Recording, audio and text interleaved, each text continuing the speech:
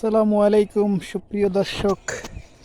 পরন্ত বিকেলে আমি আমার কৃষি ক্ষেতে এসেছি। এখানে দেখতে পাচ্ছেন সয়াবিন, এই যে অনেক বড় হয়ে গেছে, মাশাল্লাহ অনেক বড় হয়ে গেছে।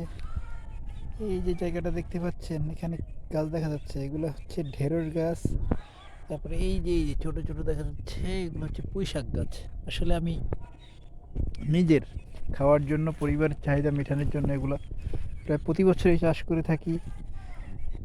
এই ঢেঁড়স মোটামুটি কয়েক মাস বেশ ভালো পরিবারের চাহিদা মেটে। আসলে আপনারা চাইলে করতে পারেন এইভাবে। এই যে আমি এখানে দেখতে পাচ্ছেন লাউ গাছ লাগিয়েছিলাম, ওই যে লাউ আছে দেখা যাচ্ছে।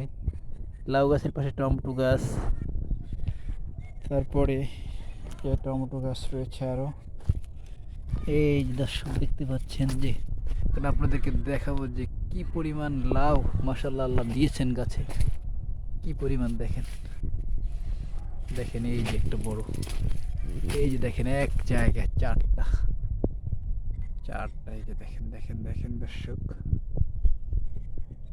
অনেক সুন্দর মাশাআল্লাহ মাশাআল্লাহ। অনেকগুলো লাউ ধরেছে গাছে, অনেক। আপনারা এইভাবে চাইলে চাষ করতে পারেন, নিজের পরিবারের চাহিদা মিটবে, পাশাপাশি আপনি কাউকে গিফটও করতে পারবেন।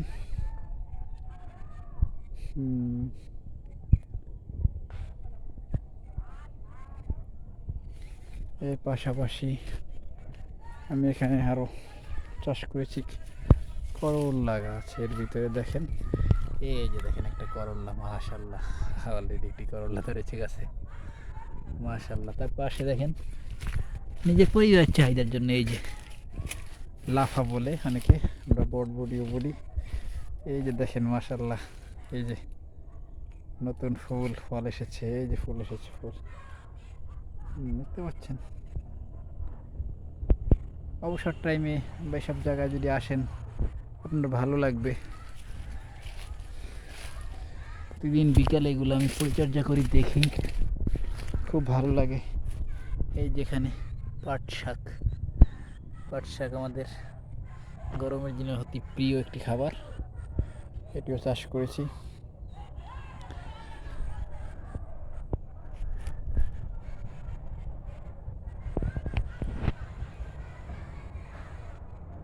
সবুজ ঘেরা।